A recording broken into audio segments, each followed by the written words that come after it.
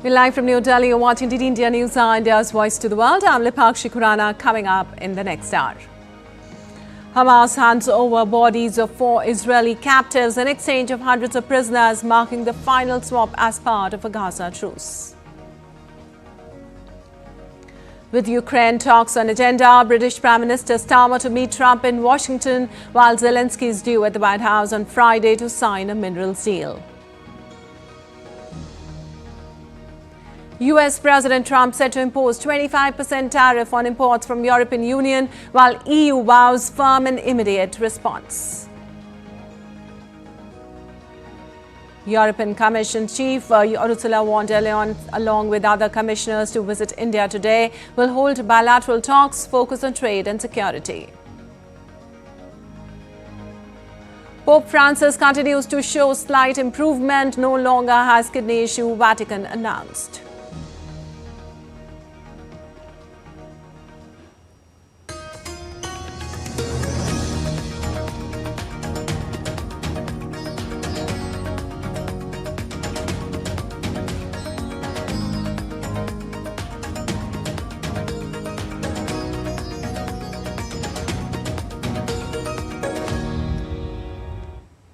And on to the details now. Hamas has handed over the bodies of 4 Israeli hostages to the Red Cross in Gaza as part of the last captive prisoner exchange in the first phase of the Gaza truce. Simultaneously, the first bus carrying dozens of freed Palestinian prisoners from the Offa prison arrives in Ramallah in the occupied West Bank. Hamas had previously identified the bodies as those of Sajidan, Itzik El-Garat, Ohad Yuhalami and Shlomo Mansour, all of whom were abducted during the October 7, 2023 attack. The handover did not include a Hamas ceremony.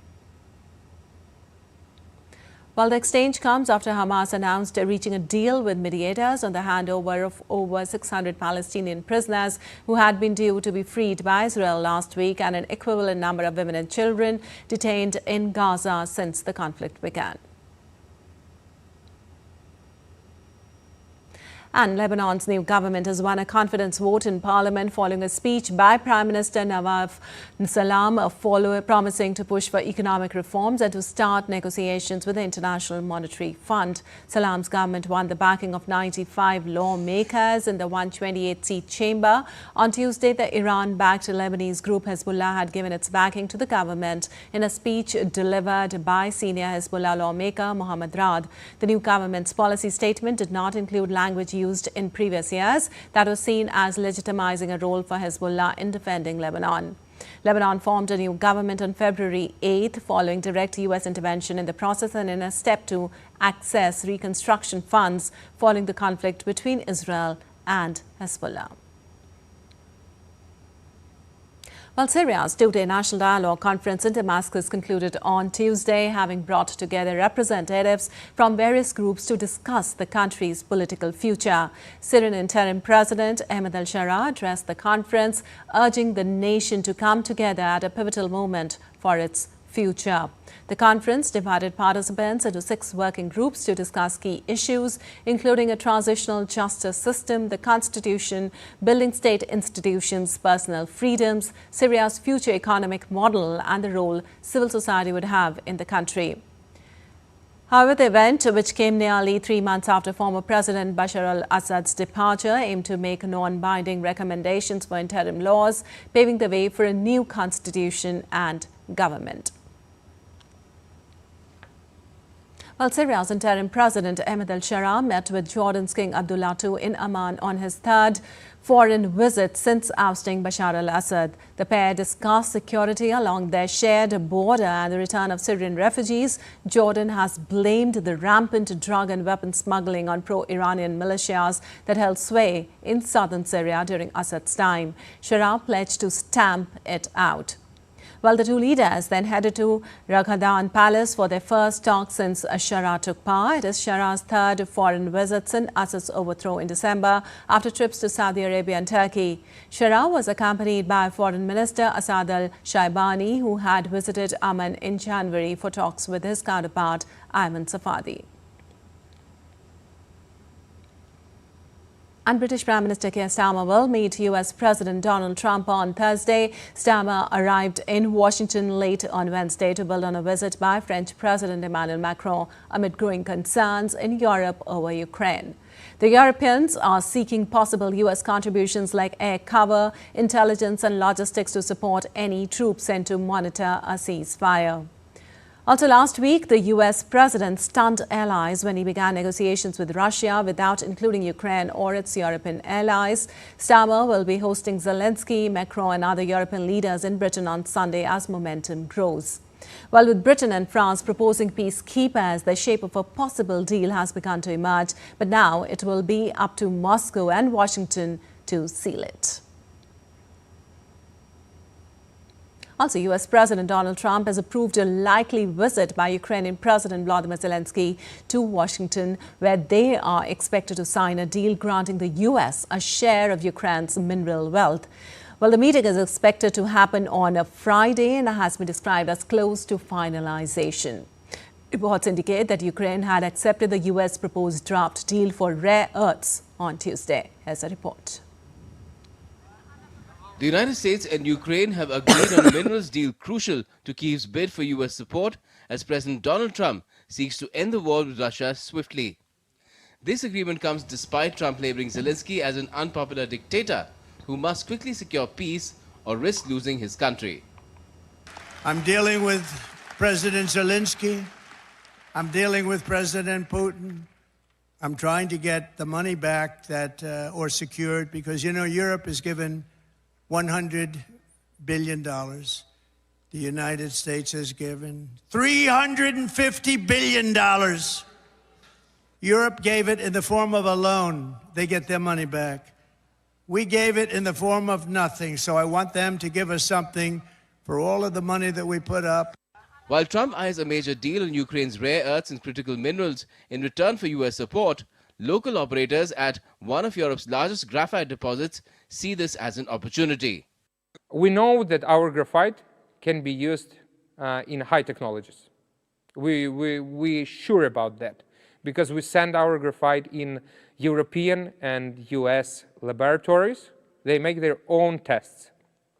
We know that our graphite is possible to convert to graphene. Is the nanotechnologies, and 1 kilogram of graphene can cost thousands and $100,000. Ukraine's vast undersoil mineral wealth is at the heart of the deal, with Trump dispatching his Treasury Secretary Scott Bessent to Kyiv to meet Zelensky this week. However, there are concerns about how to mine these minerals. A huge problem for the US is that there are not so many American companies who are able to mine and to process these rare earth elements, because since almost 2 decades, Chinese companies dominate this sector. So it's not so far clear which companies, Americans, British or German or whatever companies, will be able to do this right now when the war continues. The draft deal specifics remain unclear, but it includes a fund jointly owned by Ukraine and the US. Ukraine would contribute 50% of its future natural resources revenues, such as minerals, oil and gas. The US would own the maximum financial interest allowed under its law and reinvest some revenues into Ukraine while supporting its economic development. Security guarantees will be discussed between Trump and Zelensky during the latter's Washington visit. The Trump administration bypassed Ukraine for direct talks with Russia to end the 3-year conflict, with Russia eager to supply rare earth minerals to the US as well. Rare earth metals is a very important component, very important resources for modern sectors of the economy, and we are not doing much in this direction yet. We must do more. It's clear that Ukraine and Russia's rare earth deposits are crucial raw materials that could create the demand for an economic resolution of the war. Bureau Report, DD India. Well, Ukrainian President Volodymyr Zelensky said on Wednesday that security guarantees were vital ahead of talks in Washington on a Friday over a mineral resources deal. Guarantees of peace and security are the key to preventing Russia from destroying the lives of other nations. A fierce escalation in the Russia-Ukraine conflict unfolded as both nations claimed to have downed over 100 enemy drones in a single night, marking one of the most intense aerial battles this year. Well, Russia's defense ministry reported shooting down 128 Ukrainian drones, calling it Ukraine's largest drone attack of the year, with heavy strikes on Krasnodar and Crimea. Meanwhile, Russian forces also launched counter-offensives, regaining control of Orlovka and Pokrebki. Ukraine countered, reporting it intercepted 110 Russian drones and repelled attacks in Pokrovsk and Kursk. Well, also explosions rocked Kyiv and Kharkiv, leaving casualties. And amid the chaos, Ukraine's energy sector suffered damage, but engineers are racing to restore power there. While tensions are escalating as North Korea reportedly strengthened its military presence in Russia. Seoul's intelligence agency revealed on Thursday that Pyongyang has not only redeployed soldiers to the Kursk front line, but also sent additional troops. This follows reports that over 10,000 North Korean soldiers were deployed last year to support Russia against Ukraine's surprise offensive. Also earlier this month, Seoul confirmed that North Korean troops had halted combat operations in Kursk since mid-January, with Ukraine claiming they withdrew due to heavy losses. But now intelligence suggests they are back, reinforcing Russian positions. The full scale of the deployment remains unclear. Neither Moscow nor Pyongyang has confirmed the move, but last year's defense pact between Putin and Kim suggests deepening military ties.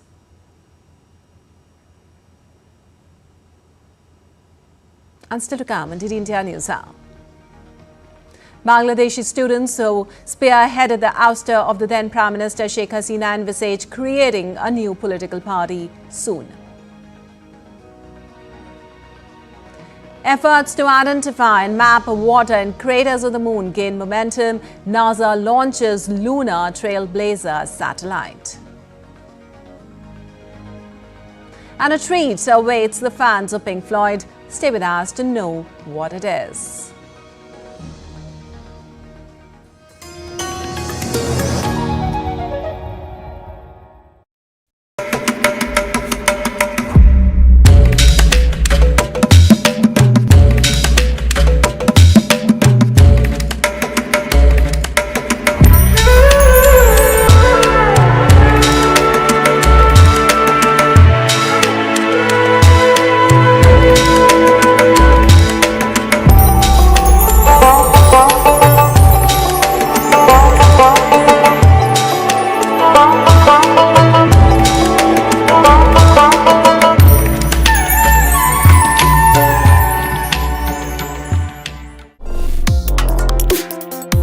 Complex issues, hidden agendas, twists and turns, strategic games. We think all dots are linked. We just need to connect them. Join me every week as I connect the dots to unravel hidden designs in statecraft, mysteries, and decode issues that matter to you. Watch Connecting the Dots with me at these times on DD India.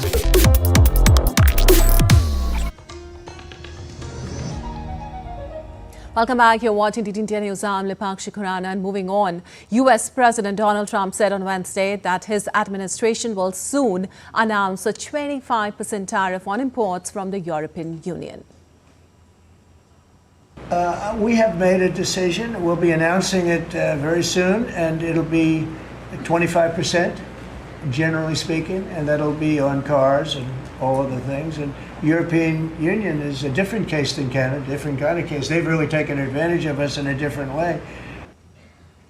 Well, reacting to which the European Commission in an emailed statement said, and I quote, the EU will react firmly and immediately against unjustified barriers to free and fair trade, including when tariffs are used to challenge legal and non-discriminatory policies. The EU will always protect European businesses, workers and consumers from unjustified tariffs. Europe stands for dialogue, openness and reciprocity. We are ready to partner if you play by the rules, but we will also protect our consumers and businesses at every turn. They expect no less from us, unquote. Well, also, the EU has a 10% tariff on passenger cars, 4 times the rate of the US passenger car tariff of 2.5%. US officials have also complained about European value-added taxes of at least 17.5%. Meanwhile, Trump on Wednesday raised hopes for another month-long pause on steep new tariffs on imports from Mexico and Canada, saying they could take effect on April 2nd. A White House official, however, said Trump's previous March 4th deadline for the 25% tariffs on Mexican and Canadian goods remained in effect as of this moment. Any change in the deadline would be based on Trump's review of Mexican and Canadian actions to secure their borders and halt the flow of migrants and the opioid fentanyl into the U.S. Also, Canadian Innovation Minister Francois Philippe Champagne told reporters that Canada would wait for signed executive orders from Trump before reacting. He added that their mission is still to avoid the tariffs, extend the suspension if need to. He further stresses that there will be a targeted, strategic but a firm response if Trump imposes tariffs. Well, while Mexico's economy minister declined to comment on the development, but said economy minister Marcelo Ebrard will meet on Thursday with newly confirmed U.S. Trade Representative Jamieson Greed and Commerce Secretary Howard Lutnick on Friday. Meanwhile, Trump's administration on Wednesday ordered federal agencies to undertake more large-scale layoffs of workers. This could just after Trump's first cabinet meeting, where Department of Government Efficiency Chief Elon Musk pledged deeper spending cuts. A new memo ordered agencies to submit plans by 13th of March for staff reductions, adding to the job cuts and program reductions already in place. However, it did not specify how many positions would be affected. The memo represents a major escalation in Trump and Musk's campaign to slash the size of the U.S. government. Thus far, the layoffs have focused on probationary workers who have less tenure in their current roles and enjoy fewer job protections. Also, the next round would target the vastly bigger pool of veteran civil servants. And moving on, the United Nations World Food Programme has temporarily stopped distributing food aid in a famine-struck camp for displaced people in Sudan's North Darfur. United Nations warned that thousands of families could starve in the coming weeks amid escalating violence. The move comes 2 days after medical charity MSF suspended its activities in Zamzam camp, which has been the target of repeated attacks by Sudan's paramilitary. Senior UN aid official told the Security Council on Wednesday that the use of heavy weaponry in and around Zamzam in recent weeks and the destruction of the main market facilities within the camp. Famine was confirmed in August in Zamzam camp by a global committee of food security experts. And Taiwan's defense ministry reported a surge in Chinese military activity on Wednesday, but officials said they did not detect any live fire exercises in a drill zone off the island's southwestern coast. Taiwan's government condemned the move as dangerous, provocative and a threat to commercial flights and shipping, adding no prior notice was given. China has yet to comment. In its daily morning update of Chinese military activities in the prior 24 hours, Taiwan's defense ministry said it had detected 45 Chinese military aircraft and 14 Navy ships operating around the island on Wednesday. They said the Chinese move was very similar to its other recent military activity in the region, such as in the South China Sea and that of Australia's coast, during which China's Navy did not give adequate notice about their exercises. And Bangladeshi students who were at the forefront of last year's protests that ousted then Prime Minister Sheikh Hasina are set to launch a political party on Friday. The Anti-Discrimination Student Movement and the Jatiya Nagarik Committee announced that they would launch their political party at Manik Mia Avenue in the capital Dhaka on February 28th. Early on Tuesday, student leader Nahid Islam has resigned from the Advisory Council of the interim government as the Information Broadcasting Advisor amid discussions that he would join a new political party. He said that given the current situation in the country, the rise of the new political force is necessary. Nahid is likely to become the convener of the new political party. And UN Secretary General Antonio Guterres is set to visit Bangladesh from March 13 to 16th, following an invitation from the head of Bangladesh's interim government, Dr. Mohammad Yunus. With Bangladesh struggling under the weight of the Rohingya refugee crisis, Guterres has reaffirmed the UN's commitment to mobilizing international support.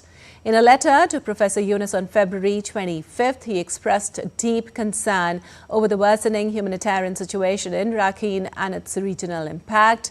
Guterres vowed to intensify diplomatic efforts, working with ASEAN and other key stakeholders to push for a political resolution and ensure conditions for the safe, voluntary return of the Rohingyas. Well, the upcoming high-level conference on Rohingya and Myanmar's minorities, he hopes, will reignite global attention and pave the way for lasting solutions. And a school-aged child in West Texas has succumbed to measles, marking the first U.S. fatality from the disease since 2015, which marks a decade. The child, who was not vaccinated, died amidst a growing measles outbreak spanning Texas and New Mexico. Over 130 people, most children under the age of 18, have been infected. The outbreak centered in Gaines County highlights concerns about low vaccination rates. Doctors and health experts noted measles has about 3% mortality rate. So as of today, more than 20 patients have been admitted to the Covenant Children's Hospital. We have several of those who have required intensive care as a result of having the measles. And as you can see from today's news, this virus can have severe and deadly consequences. I think what we need to know about measles is a very severe illness that has a mortality rate of about 3%. And so knowing that when we have large outbreaks, unfortunately, statistically, there's a significant risk of having a death. Well, during a cabinet meeting on Wednesday, Robert F. Kennedy Jr., a vaccine critic who was confirmed as Secretary of Health and Human Services earlier this month, said 2 people had died in the Texas outbreak. He did not provide details, and health authorities in Texas and New Mexico have not mentioned a second death. The Centers for Disease Control and Prevention reported 3 outbreaks this year.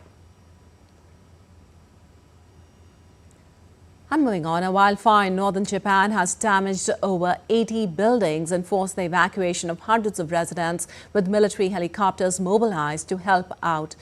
As blaze is reducing several houses to charred frames in forested areas of Ofinato in the region of Iwate, nearly 600 nearby residents have been evacuated as of Thursday morning. City officials estimated that at least 84 buildings had been damaged by the fire. While the cause of the blaze remained unknown, there were about 1,300 wildfires across Japan in 2023, concentrated in the February to April period, when the air dries out and the wind picks up. And Hawaii's Kilauea volcano is at it again, with lava from the latest eruptive episode shooting nearly 600 feet into the air. According to the U.S. Geological Survey, officials said the eruption began with small lava fountains between 20 and 30 feet high that were feeding short lava flows. In addition, the USGS warned about the possibility of wild wind-blown volcanic glass known as Paley's hair, impacting Hawaii Volcanoes National Park and nearby communities. Well, moving on, negotiators met at the UN's Food and Agriculture Organization headquarters in Rome, restarted on Tuesday for global talks to protect nature. More than 2 years after a landmark deal on nature, including a pledge to protect 30% of the world's land and seas by 2030, nations continue to negotiate over the money needed to reverse the destruction that scientists say threatens 1 million species. Negotiators are tasked with breaking a deadlock on funding between rich and developing countries that saw COP16 talks in Cali, Colombia break up without agreement in November. The talks come at a moment of geopolitical upheaval, with countries facing a range of challenges from trade tensions and debt worries to conflicts. Well, the Vatican on Wednesday said that the clinical conditions of Pope Francis have shown a slight further improvement as he continues to fight double pneumonia, and a previously reported kidney issue has been resolved. The statement noted that the Pope's health has improved a little over the past 24 hours. Pope is still receiving oxygen but has not had any more respiratory crisis. The Vatican added that a CT scan taken showed normal progress in the inflammation of his lungs. The 88-year-old pontiff is now spending his 13th night at Rome's Gemelli Hospital, marking the longest hospital stay of his nearly 12-year papacy. Well, faithful, including nuns from Cameroon, gathered outside Gemelli Hospital to pray for Pope Francis on Wednesday. At the same time, hundreds of people gathered around the altar in St. Peter's Square at the Vatican to pray for the Pope. Several cardinals and officials sat on the steps next to St. Peter's Basilica and participated in the prayer, which was led by Cardinal Giovanni Battisteri. Well, NASA's lunar Trailblazer satellite is launched on a mission to uncover water sources on the moon's surface. The launch is part of the U.S. company's second lunar touchdown. The satellite, carried by a SpaceX Falcon 9 rocket, aims to identify and map water in permanently shadowed craters at the lunar poles.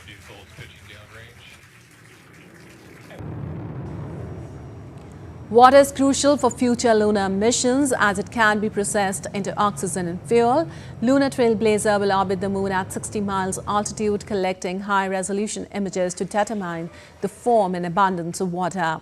While Lunar Trailblazer will begin a 2-year mission to study the distribution of different forms of water on the moon, the mission could also shed light on the origin of water on Earth. With potentially hundreds of millions of tons of water on the moon, this discovery could be a game changer for space exploration.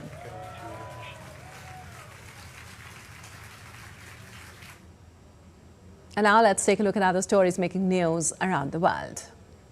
Indigenous leaders and human rights defenders staged an artistic protest in Guatemala City on Wednesday using a blue fabric to represent the country's waterways. They demanded the protection of the country's rivers and lakes, emphasizing the importance of including indigenous perspectives in national water legislation.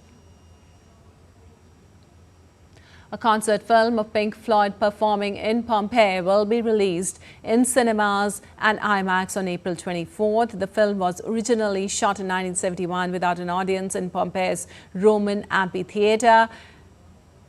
Restored to 4K from original negatives, the film will include a 90-minute cut combining performance footage with documentary segments. The enhanced soundtrack, mixed by Steven Wilson, will be released on May 2nd.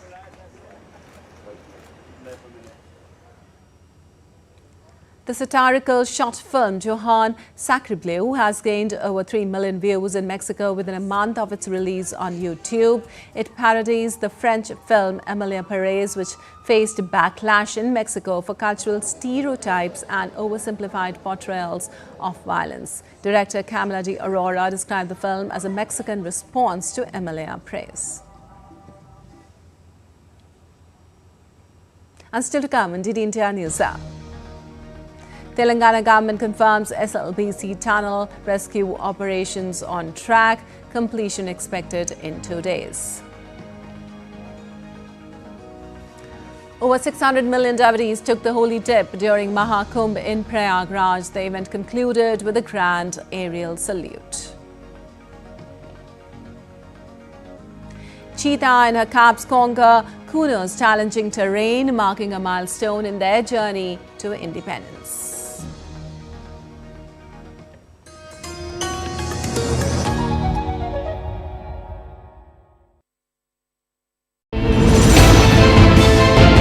geopolitics and trade deals. Economic challenges amid development. Hard work and the path to prosperity. It's the economy always.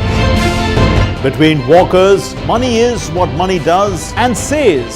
Supply creates its own demand. Between the bulls pulls and bears tears.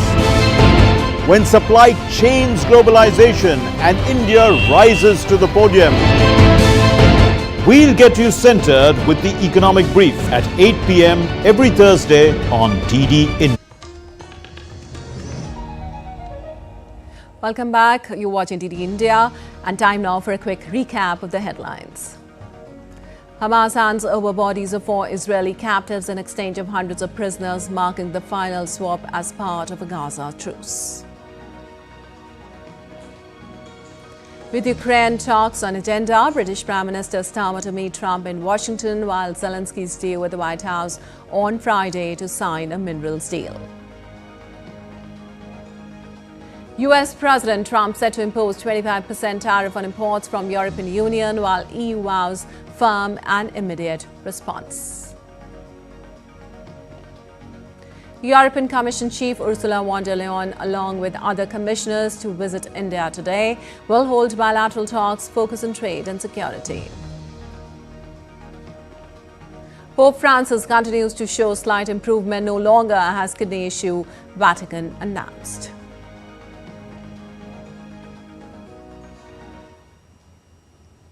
Well, moving on, European Commission President Ursula von der Leyen is set to visit India on February 27-28, accompanied by 21 out of 27 EU commissioners.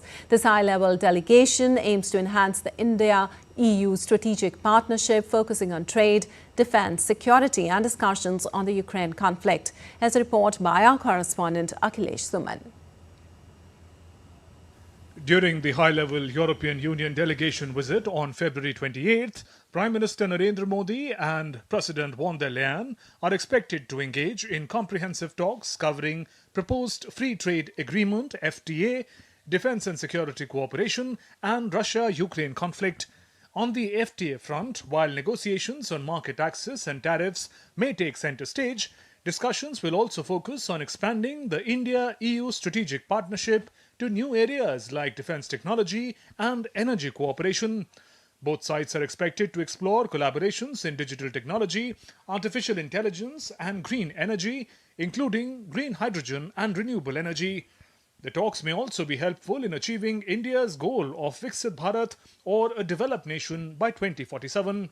Free trade agreement, negotiations on market access, tariffs and standards, strategic partnership expansion, defense technology and energy cooperation, digital and AI collaboration, strengthening technological partnerships, India-EU green transition, renewable energy and climate commitments. I think on the bilateral aspect, it is the EU-India FTA that has been under discussion, under negotiation for a long time. I remember we started this in 2007 when I used to be in Brussels. I used to be the Deputy Chief of Mission in Brussels. EU is a very significant trading partner. It's a very significant investment partner. And we have to make it a very significant technology partner. A notable component of the visit is the India-EU Trade and Technology Council, which aims to boost strategic coordination on trade, emerging technologies and digital innovations.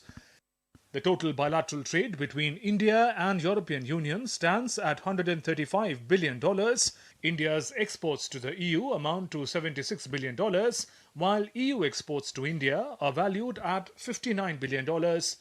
EU investments in India total up to $117 billion, with over 6,000 European companies operating in the country. Meanwhile, Indian investments in the EU amount to some $40 billion. India free trade agreement that has been looming on, dragging on actually for more than a decade now, and so far they couldn't agree on the terms. And I think now the situation is there that that this agreement should be finalized in the interest of both. This visit marks the first ever meeting of such a big number of EU commissioners in India, highlighting the growing strategic importance of India-EU relationship. One of the most crucial aspects of the discussions is expected to be Russia-Ukraine conflict. The EU may seek India's diplomatic role in peace negotiations and explore India's support in providing security guarantees to Ukraine should a peaceful resolution be reached. This comes amid the ongoing talks between US President Donald Trump and Russian President Putin to end the Russia-Ukraine conflict, which has now completed 3 years. The EU, which is aiming to play an important role, sees India as a potential support given its balanced stance on global conflicts. Since the time Donald Trump has become the President of the United States of America, every country is trying to consolidate the older relationship so that their interests are not affected negatively. India and EU are also trying in the same way. Akhilesh Suman for DD India in New Delhi. Well, India on Thursday strongly criticized Pakistan at the 58th session of the United Nations Human Rights Council, labeling it a failed state that thrives on instability and survives on international handouts. Permanent mission of India to the UN in Geneva, Kshitij Tyagi said that it was unsurprising to see their leaders continue the spread of falsehood handed down by their military terrorist complex. Pakistan's so-called leaders and delegates continuing to dutifully spread falsehoods handed down by its military terrorist complex.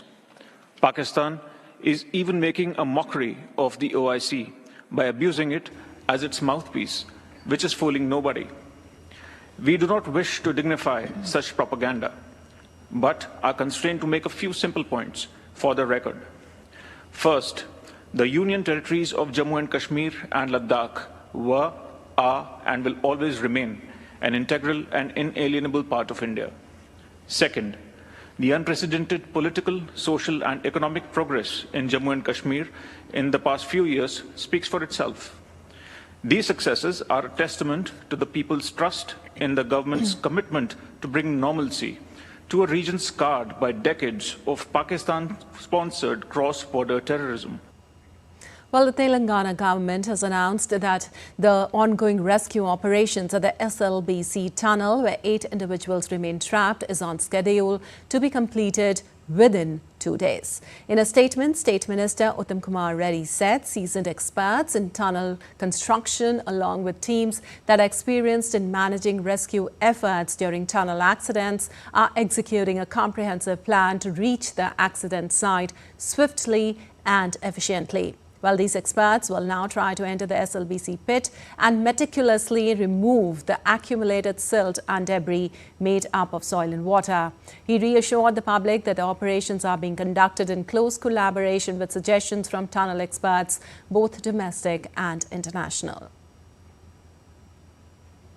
And in around 4 districts of Manipur, locals voluntarily surrendered 72 weapons, ammunition and warlike stores to the state police. The development follows an appeal by Governor Ajay Kumar Bhalla last week, urging armed groups to voluntarily surrender weapons looted from security forces and other illegally held arms. The governor had assured that no punitive action would be taken against those who complied within a 7-day period. With the deadline now expired, the security forces would begin taking action against those still in possession of illegal firearms.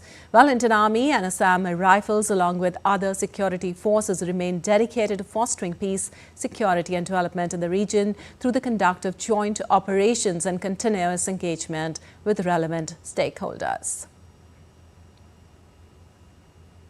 Well, also 27 Indian fishermen who were jailed in Sri Lanka were released, and today they arrive in Tamil Nadu capital Chennai. They were arrested for alleged cross-border fishing. Tamil Nadu Fisheries Department officials received them and will be sent to their respective places. On Wednesday, fishermen in another city of the southern state, Rameswaram, went on an indefinite strike demanding the release of all the fishermen in boats detained by Sri Lankan Navy. 32 fishermen were arrested on Sunday and their boats were seized, creating turmoil among the fishermen of Rameswaram. Fishermen were arrested on charges of crossing the international maritime boundary line. And Mahakumbh, the mega religious gathering held once every 12 years, drew over 660 million devotees to the sacred confluence of Ganga, Yamuna and Saraswati for a dip in pursuit of faith and salvation in Prayagraj. On the concluding day, that is Mahashivratri, nearly 20 million devotees took the holy dip, closing an event that witnessed profound spiritual fervour. Well, the festival began with the Posh Purnima Snan on the 13th of January and concluded with the Mahashivratri Snan on the 26th of February. With meticulous arrangements by the Mela police ensuring security and order, Mahakumbh 2025 transcended the definition of a religious gathering. It became a profound symbol of social unity and the spiritual strength of society. Also, the Indian Air Force marked the conclusion of the event with a grand salute featuring Sukhoi fighter jets, AN-32 transport aircraft and Chetak helicopters performing aerial maneuvers over the Sangam.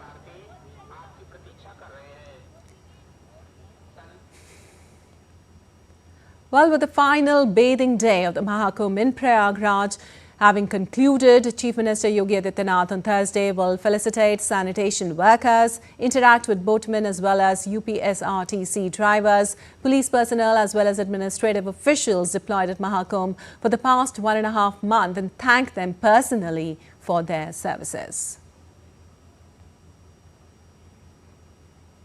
Also, Union Railway Minister Ashwini Vaishnaw visited Prayagraj. During the visit, he met officials and staff members, showed gratitude for successful train operations during the Mahakumbh 2025.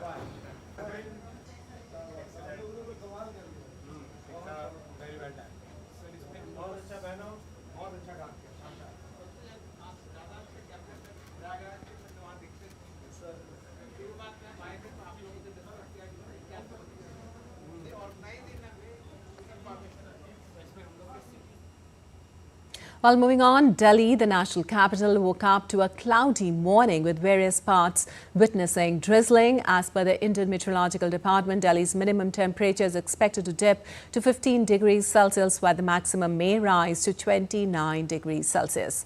Light rain is likely during the day with a wind speed of 30 km/h and relative humidity at 30%. An active western disturbance over parts of India is driving these weather changes. The system is expected to bring light to moderate rainfall across northern states of Punjab, Haryana, Chandigarh, West Rajasthan and Uttar Pradesh. And now let's take a look at other stories making news today. An earthquake of magnitude 5.1 struck Assam in the early hours of Thursday, sending tremors across the northeastern state and neighboring countries. According to the National Center for Seismology, the quake's epicenter was located 9 kilometers from Morrigaon at a moderately shallow depth of 42 kilometers. The tremors, which occurred at 2:25 a.m. IST, were felt in Guwahati, Shillong and other parts of Assam as well as in Bangladesh, Bhutan and China.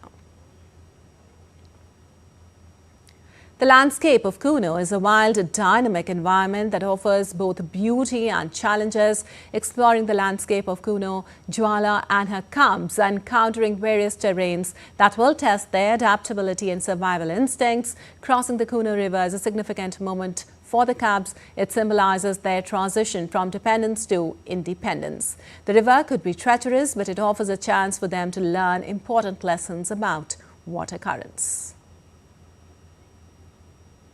The 3-day Agrotech Mela, titled Gongul, organized for the benefit of farmers, growers and young entrepreneurs in Srinagar. This was the first initiative taken by Sher-e-Kashmir University with an aim to create the source of employment for young entrepreneurs. Thousands of people, especially farmers, growers and young entrepreneurs, thronged to this Mela to learn about the latest technologies.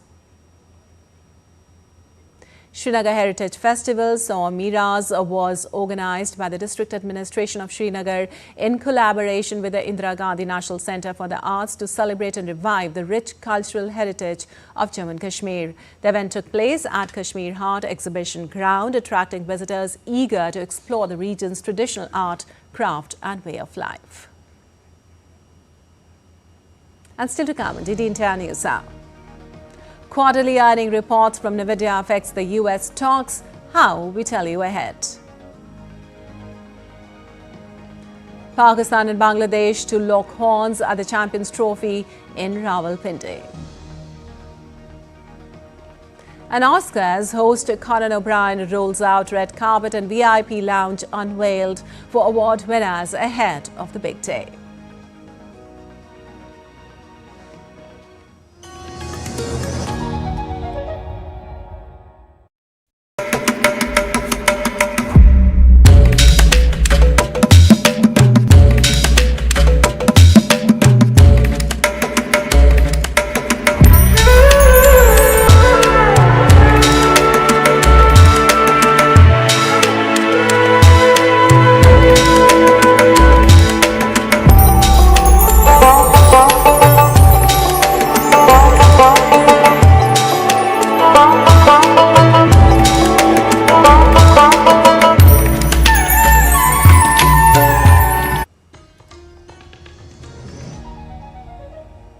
Welcome back. You're watching the India News. I'm Lepakshi Khurana, and on to some business news now. Dr. Venkataraman Ananta Nageswaram, the Chief Economic Advisor for the Government of India, is in South Africa. He delivered an insightful talk about emerging market infrastructure development and the India success story. Listen in. We are honoured to have with us Chief Economic Advisor to the Government of India, Dr. Venkataraman Ananta Nageswaran. So thank you for joining us. How does the Government of India plan to balance economic growth with sustainability, especially considering global climate commitments? India has been actually on the forefront of doing exactly what you said, balancing growth and sustainability. For example, if you look at the nationally determined contributions of each country in terms of their journey towards net zero, in the G20, India is far ahead or farthest compared to any other nation in meeting its NDCs, nationally determined contributions, on reducing the fossil fuel content and increasing the non-fossil fuel content. That is just one example. Government of India has been giving in the last several budgets, nearly a decade, focusing on women-led growth, creating women entrepreneurs, creating a sustainable environment for raising women's labor force participation. Third, supporting micro, small and medium enterprises as engines of economic growth, and focusing on reforestation, afforestation, and the Jal Jeevan mission, which focuses on ensuring water sufficiency for Indian public across the country, and then the affordable homes for the poor. So there are multiple ways in which India is balancing both environment, climate and sustainability along with economic growth. With increasing geopolitical tensions affecting global markets, how can India and other G20 members work together to ensure that economic stability and trade flows remain resilient? Resilience in trade flows comes from the ability to continue to invest in research and development, which is what the Indian private sector must do, and also making sure that the price of primary and intermediate goods are kept lower, such that the final products that India makes are competitively priced in the global market. And India is also fostering and creating trade partnerships and economic cooperation agreements, partnership agreements with several parts of the world. Negotiations are going on with the European Union and the United Kingdom, and the government recently announced in the wake of the Honorable Prime Minister's visit to the US that India will start negotiating a trade agreement with the United States. So these are all the ways in which India is building resilience in its trade flows in the uncertain world that we face today. That was our respected Dr. Nageswaran, and I'm Nazneen for DD India, Cape Town, South Africa. Well, the S&P 500 ended little changed on Wednesday ahead of quarterly results from NVIDIA, whose positive outlook could set the tone for the artificial intelligence sector. Stocks lost ground in afternoon trading, with investors digesting the latest comments from Trump on imposing tariffs on EU and that on confusing comments on Canada and Mexico. NVIDIA stock ended the regular session up 3.7%, while an index of semiconductors, SOX, was up 2.1% on the day. The launch and popularity of low-cost AI models from China's DeepSeek had rattled industry in January and raised questions around US companies' heavy investments in the technology. Experts say any upbeat comments by NVIDIA on demand will elevate stocks of companies investing heavily in AI. Well, you're watching DD India News. Our time now for some sports news. Pakistan and Bangladesh will be desperate to secure a win as they clash in their last match at the Champions Trophy in Rawalpindi on Thursday. Pakistan and Bangladesh have been eliminated from the tournament after losing their opening two matches against New Zealand and India. Host Pakistan would hope that they don't finish their campaign without a win, while Bangladesh will be out to prove their caliber.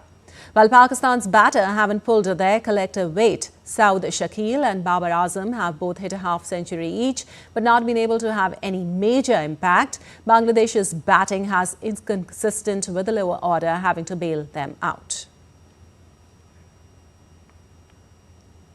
Opener Ibrahim Zardan's century and 5 wickets by Azmatullah Omarzai helped Afghanistan knock England out of the Champions Trophy with a thrilling 8-run victory. Afghanistan posted 325 runs with a loss of 7 wickets in Lahore and then bowled out England for 317 runs to stay alive in the race for a semi-final place. Joe Root's 120 runs went in vain as England lost regular wickets to lose their second straight ODI to the Afghans after their shock defeat in the 2023 World Cup in India. Needing 13 runs off the last 6 balls with 1 wicket in hand, pace bowler Omarzai kept calm to give away just 4 runs and dismiss Adil Rashid. Earlier, Zadran scored 177 runs after Afghanistan lost 3 early wickets.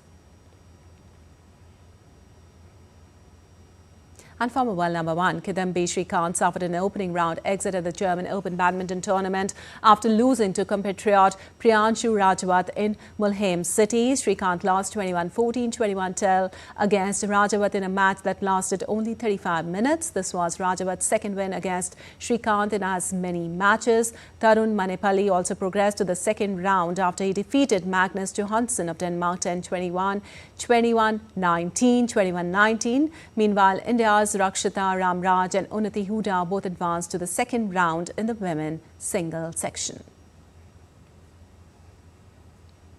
And comedian and Oscars host Conan O'Brien helped roll out the red carpet at the Dolby Theatre in Los Angeles on Wednesday, ahead of the film industry's biggest awards show.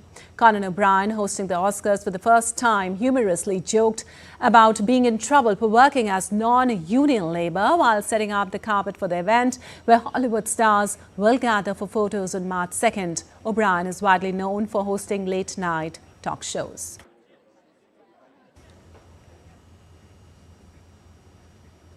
And Prime Minister Narendra Modi has penned a blog post on the Kumbh Mela, describing it as a Mahayagna of unity that reflects India's rich spiritual and cultural heritage. Sharing some quotes on X, Prime Minister wrote, and I quote, "The Kumbh has concluded. The great ritual of unity has concluded."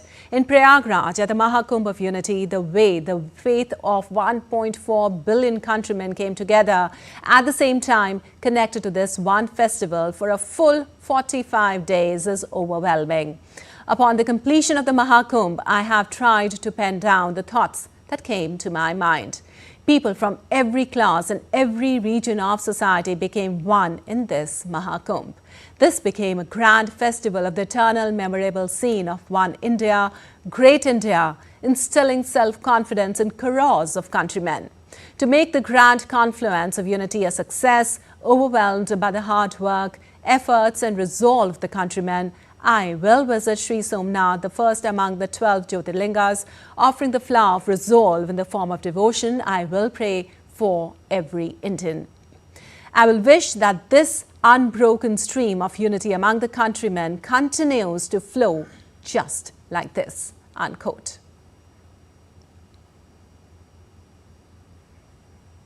All right, that's all for this edition of DD India News Hour, but let us know your thoughts on the news of the day. For those on the go, you can get all the latest news and updates from India across the world on the DD India mobile app.